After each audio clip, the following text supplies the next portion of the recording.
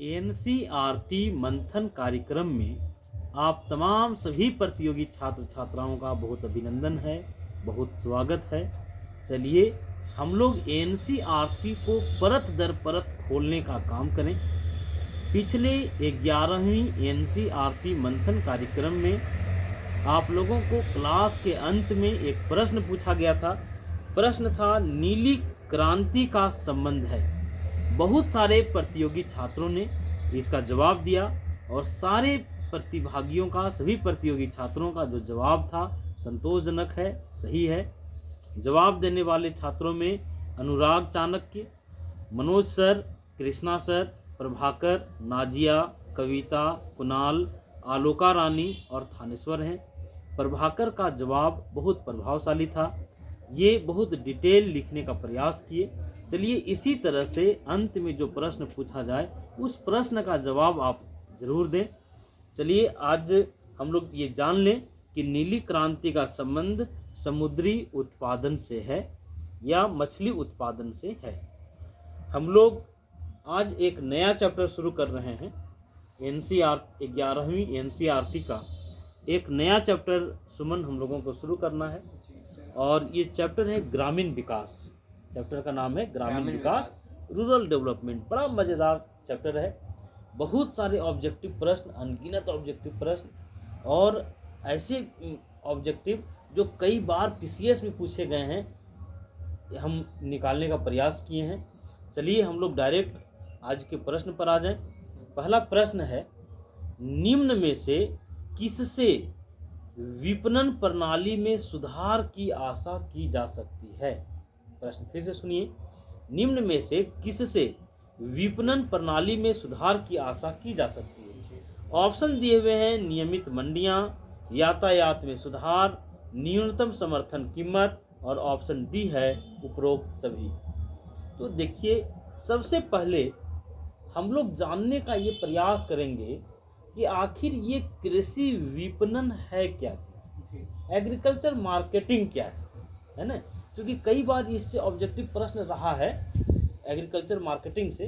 तो पहले जान लो कि एग्रीकल्चर मार्केटिंग का मतलब है कि किसान के खेत में जब फसल तैयार हो जाता है, ठीक है, किसान के खेत में जब फसल तैयार हो जाता है तो किसान के खेत से लेकर उस उत्पाद को, कृषि उत्पाद को ग्राहक के हाथ तक या ग्राहक के थाली में पहुंचाने तक की जो प्रक्रिया है, ये कृषि विपणन के श्रेणी में आता है। बोलो, बात समझ में आया?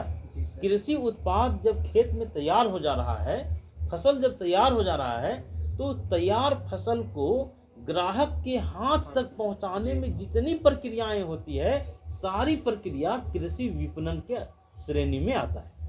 ठीक, तो फिर तुम्हारे मन में सवाल आएगा कि आखिर किसान के खेत में फसल के तैयार होने से लेके ग्राहक के हाथ में आने तक कौन कौन सी प्रक्रिया से गुजरता है? एक बहुत लंबी प्रक्रिया है। जैसे इसको ऐसे समझो, धान का हम लोग बात करते हैं कि तुम्हारे खेत में धान का फसल तैयार हो गया, तो धान को काटना, फिर उसको उठा करके आप अपने घर तक लाते हैं, मतलब परिवहन के साधन की जरूरत पड़ता है आपको। उसके बाद धान को आप अलग करते हैं, नहीं, उसके बाद जो है सो हम लोग उसको चावल बनाते हैं और चावल बनाने के बाद उसको ग्राहक तक जो पहुंचाने का जो प्रोसेस है, ये सारा प्रोसेस कृषि विपणन के श्रेणी में आता है। ठीक, और देखो, एक बात कहा जाता है कि एक अच्छा किसान कौन है? तो एक अच्छे किसान का डिफिनेशन दिया जाता है कि एक अच्छा किसान वह है जिसका दोनों हाथ हल पर रहे और जिसका दोनों आंख बाजार पर टिका हो।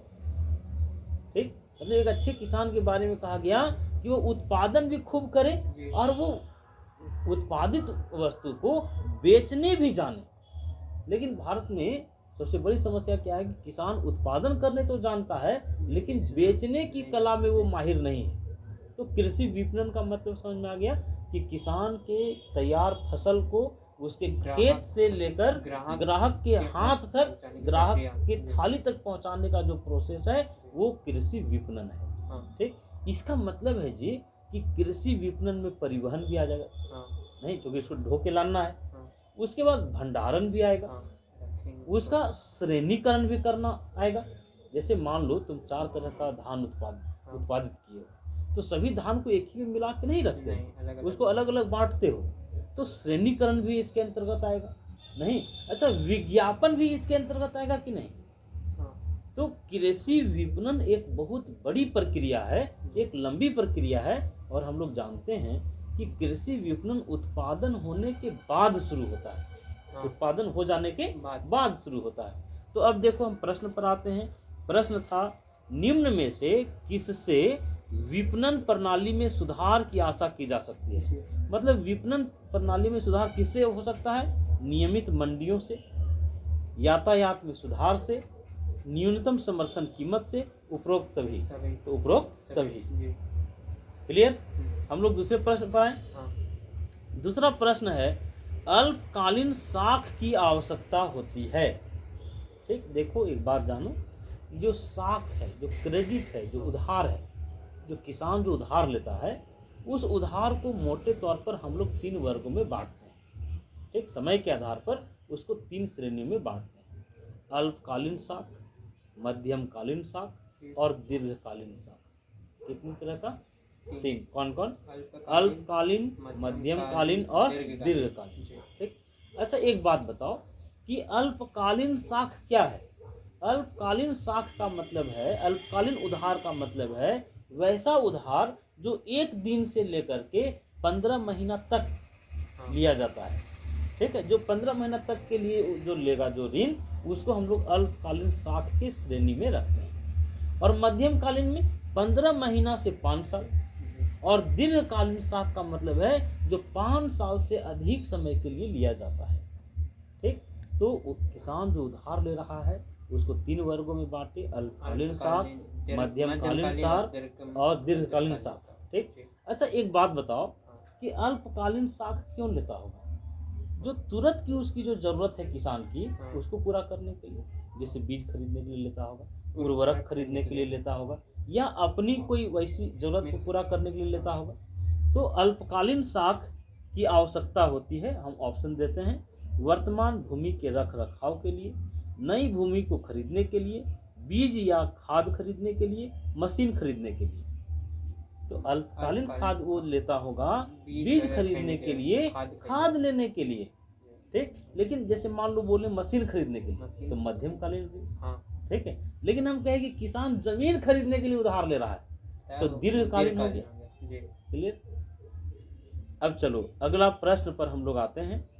प्रश्न है, किसानों द्वारा आपात बिक्री से अभिप्राय है। ठीक, तो एक बात जानो, किसानों द्वारा आपात बिक्री का क्या मतलब है? किसान आपातकालीन स्थिति में अपने फसल को कब बेचता है? जैसे ही फसल वो काट के लाया, खेत से काट के लाया और आनन फानन में तुरंत बेच दिया। ठीक है, उसको हम लोग कहते हैं किसानों द्वारा आपातकालीन बिक्री। ठीक है, मतलब किसानों द्वारा नकदी की बहुत जरूरत रहने पर फसल को कटाई के तुरंत बाद बेच देना, ये आपातकालीन बिक्री है। क्लियर? अब चलो अगले प्रश्न पर हम लोग आते हैं। अगला प्रश्न बहुत महत्व का है, ध्यान से सुनना। प्रश्न है, किस राज्य को प्रथम जैविक राज्य घोषित किया गया? कल हम लोग जैविक कृषि के बारे में चर्चा किए थे ना। हम लोग जैविक कृषि की बात किए थे कि पर्यावरण संरक्षण के लिए जैविक कृषि की जरूरत है, और आज नहीं तो कल हम लोगों को रासायनिक कृषि को त्याग कर जैविक कृषि करना ही पड़ेगा। ये हम लोगों की मजबूरी हो जाएगी। तो किस राज्य को प्रथम पूर्णतः जैविक राज्य घोषित किया? तो एक बात जान लो, सिक्किम को पूर्णतः जैविक राज्य घोषित किया गया। वहाँ जो कृषि हो रही है वो पूर्णतः जैविक कृषि हो रही है। ठीक है, कब घोषित किया गया? तो 18 जनवरी 2016 को। कब? 18 जनवरी 2016 को प्रधानमंत्री नरेंद्र मोदी ने सिक्किम को पूर्ण जैविक राज्य का प्रशस्ति पत्र दिया। किस राज्य को जी? सिक्किम को। कब दिया? 18 जनवरी 2016। क्लियर? अगले प्रश्न पर आना चाहिए। अब देखो अगला प्रश्न है, कृषि उपजों के विपणन कार्य हेतु सहकारी क्षेत्र में राष्ट्रीय स्तर पर राष्ट्रीय कृषि सहकारी विपणन संघ की स्थापना कब की गई? देखो, किसी भी प्रतियोगी परीक्षा में प्रश्न पत्र को ध्यान से पढ़ना भी वो काम है। क्वेश्चन को ध्यान से समझना, क्योंकि कई बार ऐसा होता है ना कि क्वेश्चन में ही आंसर रहता है, ठीक है, या ये क्वेश्चन जो है उसी से मिलता जुलता दूसरा क्वेश्चन भी रह सकता है। इसलिए प्रश्नों को बहुत बारीकी से, बहुत ध्यान से, बहुत धैर्य के साथ पढ़ने की जरूरत है। देखो, प्रश्न है, कृषि उपजों के विपणन कार्य हेतु सहकारी क्षेत्र में राष्ट्रीय स्तर पर राष्ट्रीय कृषि सहकारी विपणन संघ, जिसको हम लोग कहते हैं नाफेड, नाफेड का फुल फॉर्म हो गया national agriculture cooperative marketing federation of India limited. NAFED का फुल फॉर्म बोलो जी, national agriculture cooperative marketing federation of India limited. Clear? ये क्या है जी? ये राष्ट्रीय स्तर पर सहकारी क्षेत्र में, राष्ट्रीय स्तर पर कृषि विपणन की एजेंसी है नाफेड। ठीक, तो नाफेड की स्थापना कब हुआ? तो नाफेड की स्थापना हुआ 1958 में। बोलो कब हुआ जी? 1958। नाफेड की स्थापना 1958 में किया गया। अब देखो, इससे मिलता जुलता एक प्रश्न है, ट्राइफेड। कई बार तो फुल फॉर्म पूछ लेता है कि नाफेड का निम्न में से फुल फॉर्म, पूर्ण रूप है। ठीक, पूर्ण रूप क्या था बाबू बताओ? National agriculture cooperative marketing federation of India limited. ठीक, अगला प्रश्न है, भारतीय जनजातीय सहकारी विपणन विकास परिसंघ ट्राइफेड की स्थापना कब की गई? तो इस संदर्भ में जान लो कि ट्राइफेड की स्थापना 1987 में, नाफेड की स्थापना 1958 में। नाफेड की स्थापना 1958, ट्राइफेड की स्थापना 1987। ठीक, 1987 में। अब थोड़ा सा हम लोगों को जान लेना चाहिए कि ये ट्राइफेड है क्या। तो पहले फुल फॉर्म जानो ट्राइफेड का। Tribal cooperative marketing development federation of India limited. ठीक, क्या था full form? Tribal cooperative marketing development federation of India limited. ये क्या काम करता है कि जो जनजातीय लोग हैं, ठीक है, जो जनजातीय आबादी है, उन लोगों को शोषण से बचाने के लिए या निजी व्यापारियों के शोषण से बचाने के लिए ट्राइफेड की स्थापना की गई। ट्राइफेड क्या करेगा कि जो जनजातियों के द्वारा जो कृषि उत्पाद है, ठीक है, इस उत्पाद को ये खरीदेगा। कौन? ट्राइफेड। ठीक है, उनको उचित मूल्य पर ये उत्पादों को खरीदने का काम करेगा। कौन? ट्राइफेड। कब स्थापना हुआ जी?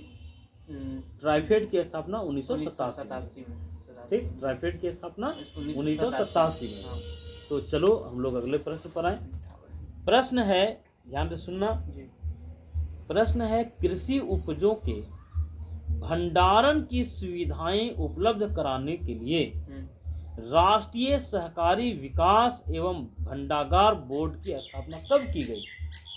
हम लोग अभी चर्चा किए थे कृषि विपणन की, कि विपणन, कृषि विपणन की प्रक्रिया बहुत बड़ी प्रक्रिया है, लंबी प्रक्रिया है। इसमें कृषि उपज को भंडारित करना, कृषि उपज का श्रेणीकरण करना, कृषि उपज का प्रमापीकरण करना, विज्ञापन करना, ठीक है, ये सारी प्रक्रियाएं कृषि विपणन में आता है। ठीक है, प्रश्न हम लोगों का है कि भंडारण भी विपणन की श्रेणी में आएगा कि नहीं? कृषि उपजों का भंडारण की सुविधा उपलब्ध कराने के लिए राष्ट्रीय सहकारी विकास एवं भंडागार बोर्ड की स्थापना कब की गई? तो जान लो, राष्ट्रीय सहकारी विकास एवं भंडागार बोर्ड की स्थापना 1956 में की गई। कब? 1956 में की गई। अब इस संदर्भ में कुछ जानकारी और हम लोग देखते हैं कि कृषि उपजों के भंडारण की सुविधा, भंडारण मतलब क्या? स्टोर करना, ठीक है, रखना। ठीक है, अभी देखोगे कि किसान के साथ एक बड़ी समस्या क्या है कि अगर वो उत्पादित किया वस्तुओं को, तो उत्पादन करने के बाद आनन फानन में वो बेच देना चाहता है। जैसे तुम देखोगे कि आलू का उत्पादन किया तो कुछ दिनों के बाद आलू सड़ने गलने लगता है, नहीं? तो किसान जानता है कि अगर आलू को लंबे समय तक हम रख लें तो खराब हो जाएगा, इसलिए कम दाम में ही वो बेचने के लिए तैयार रहता है। और हम लोग एक बात और भी जानते हैं कि जब कोई फसल आता है उसमें उसका दाम बहुत कम रहता है, नहीं। तो जो राष्ट्रीय सहकारी विकास एवं भंडागर बोर्ड है, जिसकी स्थापना 1956 में की गई, ठीक है, तो ये भंडारण की सुविधा उपलब्ध करवाने के लिए किया गया। 1957 में केंद्रीय भंडागार निगम की स्थापना की गई। देखो कंफ्यूजन नहीं रखना है, हम फिर से रिपीट करते हैं। कृषि उपजों के भंडारण की सुविधा उपलब्ध करवाने के लिए 1956 में 1956 में राष्ट्रीय सहकारी विकास एवं भंडागर बोर्ड की स्थापना हुआ, ठीक। लेकिन 57 में 1957 में किसकी स्थापना हुआ? केंद्रीय भंडागर निगम की। क्लियर? केंद्रीय भंडागर निगम की स्थापना 1957 में किया गया, ठीक। अगले प्रश्न पर आए जाए। प्रश्न है, नाबार्ड की स्थापना कब की गई? नाबार्ड, तो सबसे पहले हम लोग नाबार्ड का फुल फॉर्म जान लें। नाबार्ड का फुल फॉर्म होता है national bank for agriculture and rural development. बोलो जी। National bank for agriculture and rural development. National bank for agriculture and rural development, ठीक है। कृषि क्षेत्र को या ग्रामीण क्षेत्र को उधार देने वाली या वित्त प्रदान करने वाली सबसे बड़ी एजेंसी है ये, ठीक है, नाबार्ड। और नाबार्ड की स्थापना 12 जुलाई 1982 को किया गया। कब किया गया जी? 12 जुलाई 1982। नाबार्ड की स्थापना 12 जुलाई 1982 को किया गया। और एक जानकारी है कि नाबार्ड की स्थापना शिव रमन सिंह समिति के सिफारिश पर किया गया। कई बार नाबार्ड की स्थापना पूछता है, किसके सिफारिश पर किया गया ये पूछता है, और इसका मुख्यालय भी पूछ सकता है। नाबार्ड का मुख्यालय मुंबई में है। नाबार्ड की स्थापना 12 जुलाई 1982 को किया गया और शिव रमन सिंह समिति के सिफारिश पर किया गया, ठीक। और हम लोग इसका फुल फॉर्म देख लिए, national bank for agriculture and rural development. और एक बात हम लोग जानते हैं कि नाबार्ड क्या करता है? कृषि एवं ग्रामीण विकास के लिए वित्त उपलब्ध करवाने वाली शीर्ष संस्था है या टॉप में ये है, ठीक। सबसे बड़ी संस्था कौन है? कृषि क्षेत्र और ग्रामीण क्षेत्र को उधार देने वाली या वित्त उपलब्ध करवाने वाली सबसे बड़ी एजेंसी कौन है? नाबार्ड। स्थापना 12 जुलाई 1982 शिव रमन सिंह समिति के सिफारिश और मुख्यालय मुंबई में, ठीक।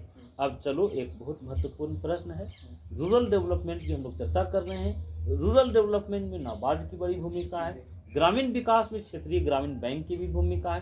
प्रश्न है कि क्षेत्रीय ग्रामीण बैंक की स्थापना कब की गई? तो क्षेत्रीय ग्रामीण बैंक की स्थापना 2 अक्टूबर 1975 को की गई। कब? 2 अक्टूबर 1975। और इसकी स्थापना नरसिम्हम समिति के सिफारिश पर की गई। अगर क्वेश्चन पूछ दे कि क्षेत्रीय ग्रामीण बैंक की स्थापना किस समिति के सिफारिश पर किया गया, तो नरसिम्हम समिति। कब किया गया? 2 अक्टूबर 1975 को किया गया। क्लियर? अगले प्रश्न पर आए। अगला प्रश्न है, प्रश्न ध्यान से सुनना। प्रश्न है अगला, अल्पकालीन ऋण की आवश्यकता होती है।